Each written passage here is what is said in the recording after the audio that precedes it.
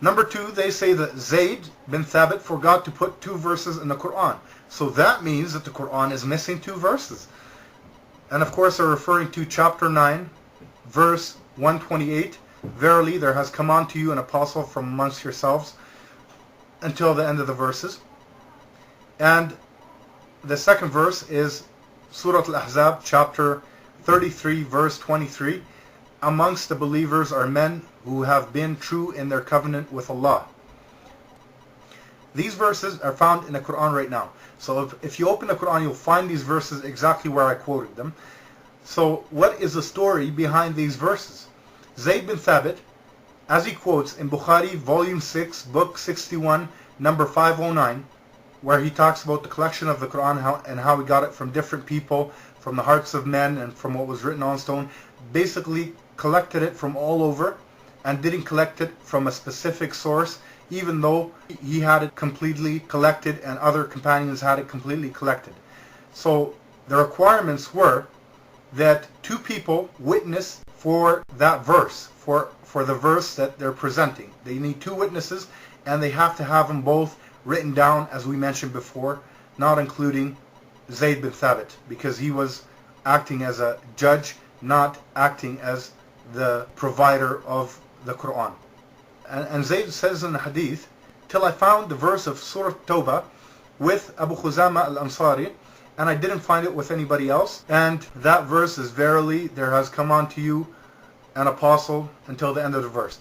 So Zayd accepted that verse from him, even though he was one person that presented it and had it written down and memorized it basically at the same time. So they asked, the Christians asked, why then did he accept from Abu Khuzama al-Ansari when he was one man? The answer is, the Prophet, peace be upon him, says in the Hadith, the testimony of Abu Khuzama al-Ansari is equal to 2 men.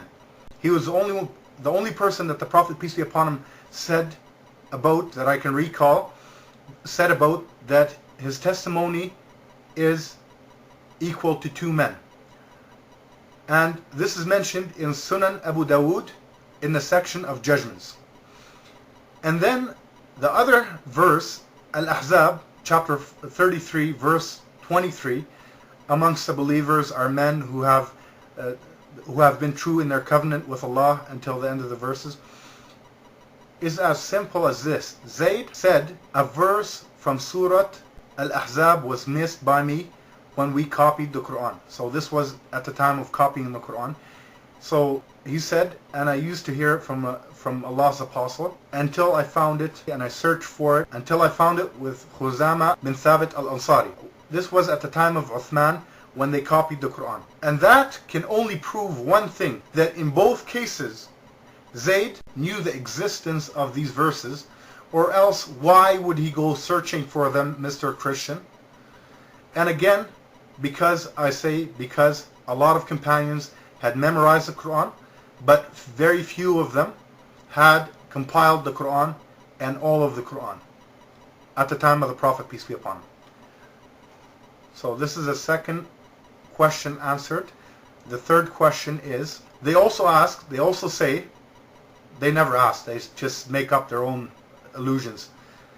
They say Zayd bin Thabit disputed with the companions about the Quran, like Umar ibn Khattab, who came to him with a verse, but Zayd didn't accept his verse because he was only one man. Too funny. This is very funny. Now, we know where they got their allegation from. It's from the Hadith of Ibn Ashtat. He said that Al-Layth bin Sa'd said, Umar ibn Khattab came with a verse of stoning, but Zayd did not accept him because he was alone. Now, the question is this hadith authentic? The answer is no. In addition to this, as I said before, it was narrated by Ibn Ashtat from Layth bin Sa'd. Now, how is it possible that Layth bin Sa'd, who was born in the 94th year of Hijrah and died in the 175th year, to meet a companion of the Prophet? Where? In his dream? So he could narrate off him? But of course, we're used to the Christians getting us fabricated and weak hadith and using them as evidence. Now, on the other hand, we do have hadith that tell the story otherwise. If we look at the book of As-Silsila As-Sahiha, the authentic collection, the book that's called the authentic collection, I'll have the page number and the number of the hadith on the screen there. And this was at the time of the Prophet, peace be upon him, and also narrated by Zayd bin Thabit himself. So let's hear what Zayd has to say. Zayd said, we used to read the old man and the old woman, Ash-Shaykh wa Shaykha. Then Marwan said, shouldn't we write it down as part of the Quran, as part of the written Quran? Zayd replied, you see that the two young married are to be stoned. And Umar was with us when we were talking about this matter, may God be pleased with him, and said, I will get you the answer. So we both said, how? He said, from the Prophet, peace be upon him, I will mention such and such to him, and when I get to the verse of stoning, I will say, O Prophet of Allah, allow me to write this verse in the Quran, the verse of stoning. And so Umar said, I went to the Prophet, peace be upon him, and mentioned it, and told him about the verse of stoning, and asked the Prophet, peace be upon him, to let me write the verse of stoning. He said, I can't. Now, why can't the Prophet, peace be upon him, allow this? Again, it's because it is abrogated, dear Christian. And you know what?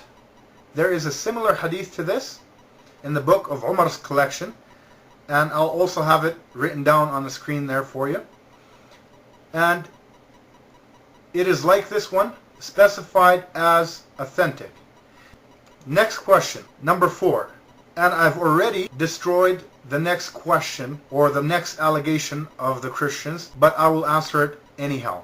They bring a hadith from the collection of Abu Dawood and say, look at Umar, how he was trying to add verses in the Quran when he was the Khalifa or the Caliph, and that was missing from the Quran, as they claim.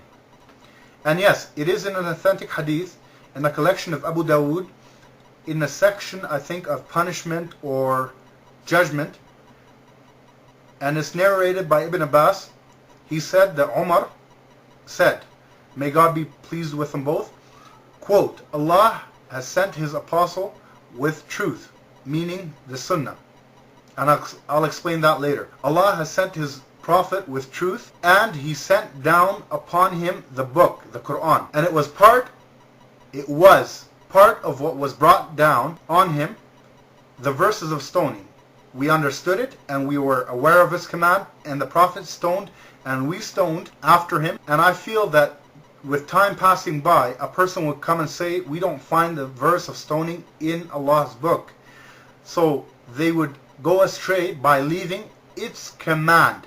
By leaving its command that Allah has sent, and stoning, as we know, is a command for those who commit fornication of the women and the men if they are married, and if the proof is clear, and or the testimony or the confession. And by Allah, if it wasn't for the people saying Umar added things in the book of Allah, I would have wrote it down.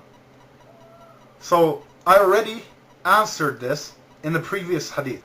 The authentic hadith that I presented, that Umar was 100% clear and aware that these verses are not part of the Quran anymore. And that's when Umar asked the Prophet, peace be upon him, permission to write these verses down at the time of the Prophet, and the Prophet, peace be upon him, said, I can't. So why did Umar say this when he was 100% clear that the verse was abrogated, as it says in the hadith of Zayd that I mentioned before this? The answer is, the hadith found in a collection of Abu Dawood, which is the one I just presented right now, is found, I think, in judgment, or a section of punishment or judgment, and it was a part of the sermon given by Umar at the time of his khilafah, at the time of his ruling.